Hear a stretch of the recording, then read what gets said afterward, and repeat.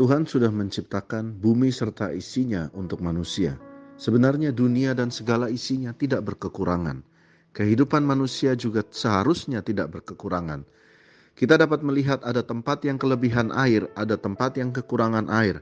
Ada tempat yang kelebihan bahan makanan, ada tempat yang kekurangan bahan makanan. Ada orang-orang yang kelimpahan dan tidak habis-habisnya pekerjaan.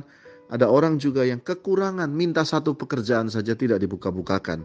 Sehingga kita menyadari bahwa ini bukannya kita kekurangan akan berkat, tetapi kita kekurangan akan hikmat. Kita perlu hikmat Tuhan. Sehingga adanya acara ini setiap hari kita membaca Amsal, meminta hikmat Tuhan lewat nabi-nabinya seperti Salomo, Raja Salomo dan berbagai orang, Daniel dan sebagainya. Ikutilah acara ini selama 31 hari, meminta hikmat Tuhan. Hanya Kau Tuhan, hanya Kau Tuhan, tiada seperti-Mu Tuhan, ditinggikan di bumi. Hanya Kau Tuhan, hanya Kau Tuhan, sumber segala kekuatan, Kau berkuasa selamanya.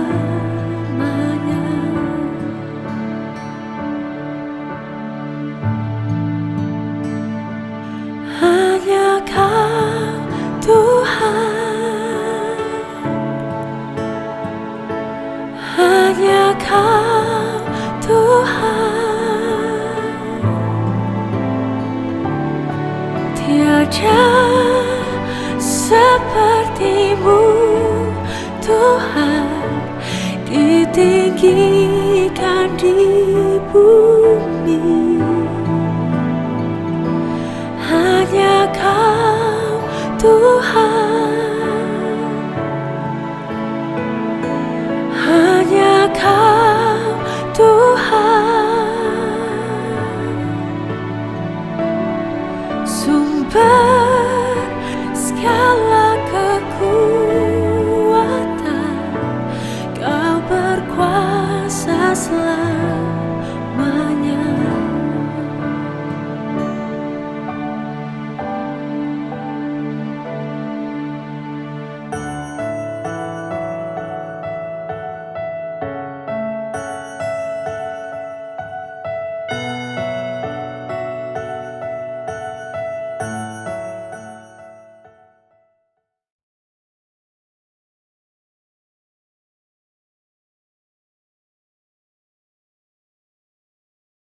Shalom dan selamat pagi bersama dengan Saat Teduh Pagi live dari studio Impact Musik di Jakarta Selatan. Selamat pagi saudara.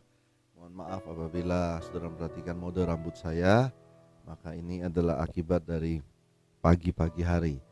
Saudara, hari ini kita masuk ke dalam Amsal 5.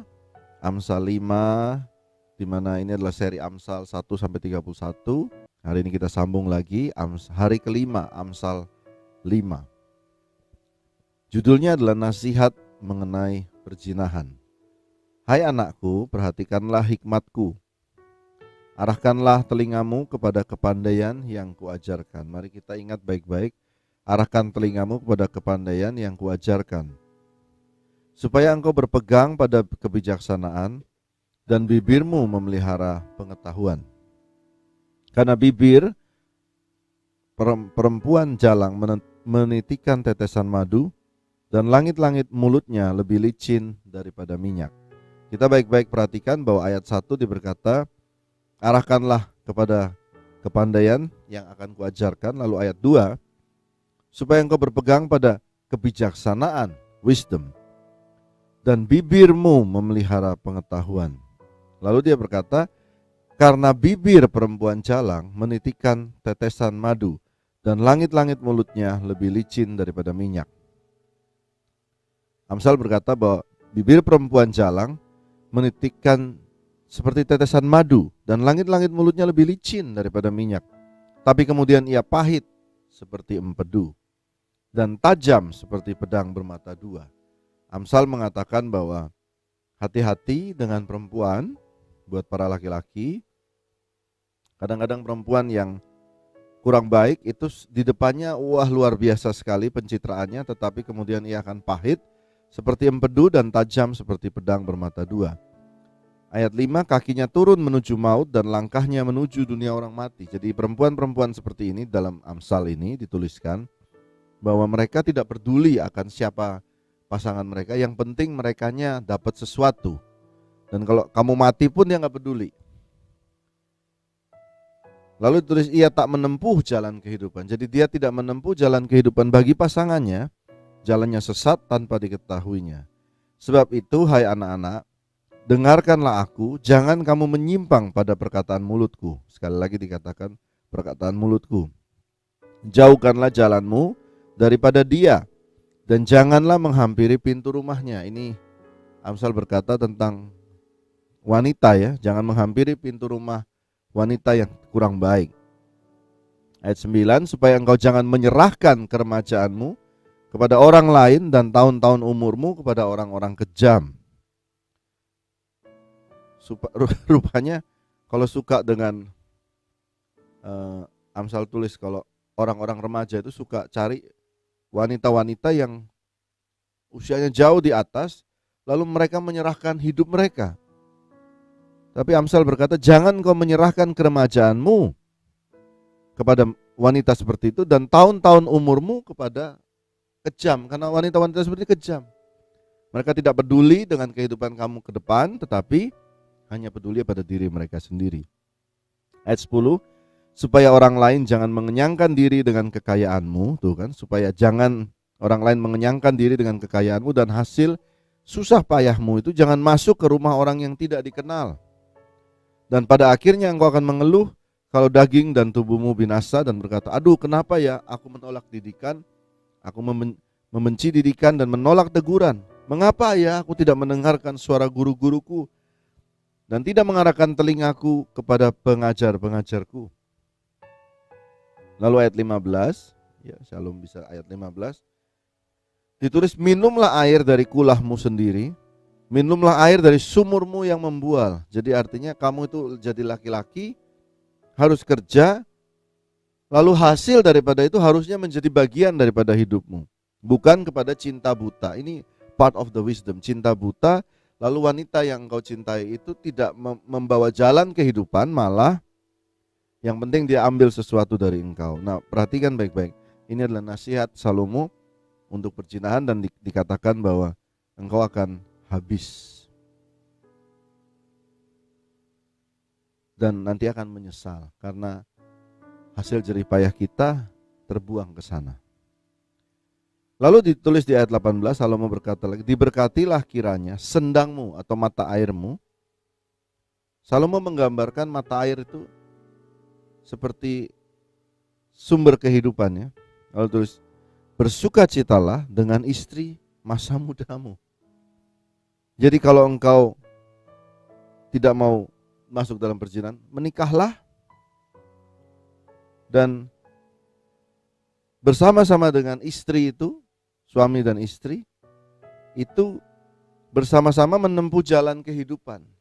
Apa yang dikerjakan, dihasilkan, dapat dinikmati bersama secara keuangan, secara kehidupan, holiday bareng, punya anak, keluarga, dan seterusnya.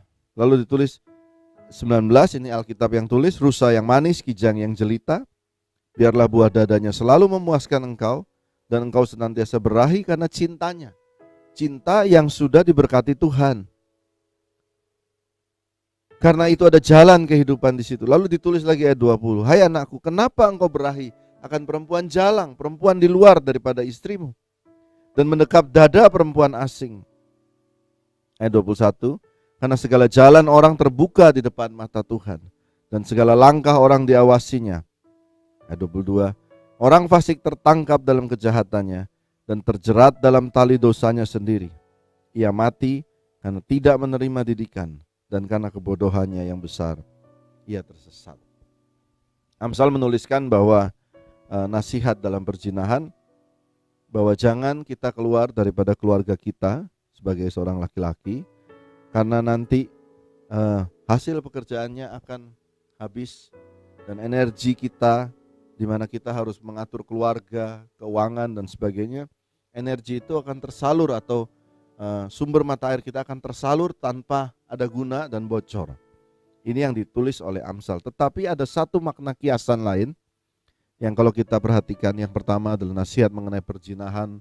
Ada perempuan istri yang kita harus kasihi, lalu jangan pergi kepada perempuan jalang. Ada satu kiasan Salomo yang dituliskan dari ayat 1, arahkan telingamu kepada kepandaian yang kuajarkan, peganglah wisdom, dan bibirmu memelihara pengetahuan. Lalu ayat 3, karena bibir perempuan jalang menitikan tetesan madu, dan langit-langit mulutnya lebih licin daripada minyak. Ada satu kiasan yang di sini yang berkata, ada jalan wisdom, dan jalan wisdom ini tidak terlalu kelihatan seperti indah yang orang-orang bayangkan. Tetapi ditulis, tetapi bibir perempuan jalang menitikan tetesan madu, dan langit-langit mulutnya lebih licin daripada minyak. Tetapi ada satu wisdom yang lain yang kelihatannya lebih indah, lebih hebat, lebih cepat. Ini licin, lebih hebat. Wah, hebat lah. Dan Salomo menuliskan, hati-hati dengan wisdom seperti itu, karena kemudian dia akan pahit seperti empedu dan tajam seperti pedang bermata dua. Kita melihat banyak sekali di Indonesia terjadi banyaknya investasi-investasi yang salah. Investasi robot-robot yang salah.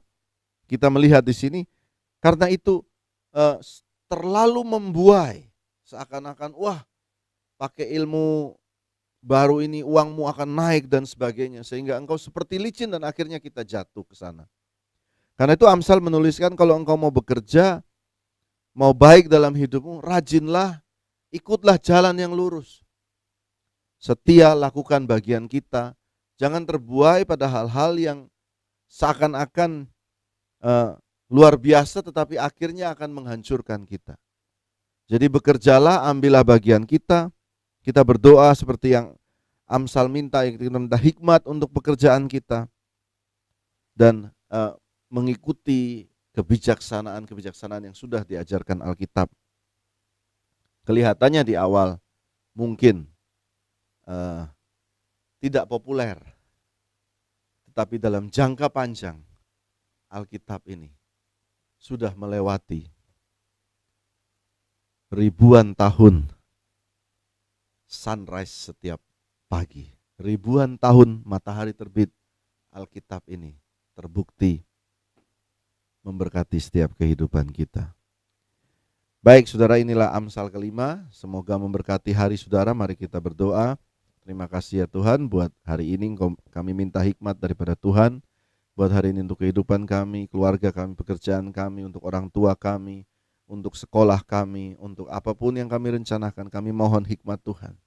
Hamba berdoa kiranya tidak ada kekurangan di antara kami semua, tetapi kami semua memiliki hikmat, cara yang tepat, waktu yang tepat, sehingga kami semua diberkati Tuhan. Terima kasih Tuhan. Pakai akan saat teduh pagi ini memberkati setiap anak-anak-Mu dimanapun mereka berada. Mereka tidak jauh daripadamu. Dalam nama Tuhan Yesus kami sudah berdoa. Amin. Selamat pagi. Bapa kami yang di surga, dikuduskanlah namamu.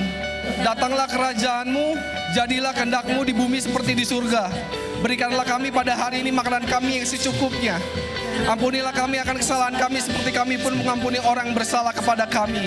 Jangan membawa kami dalam cobaan, tapi lepaskanlah kami daripada yang jahat.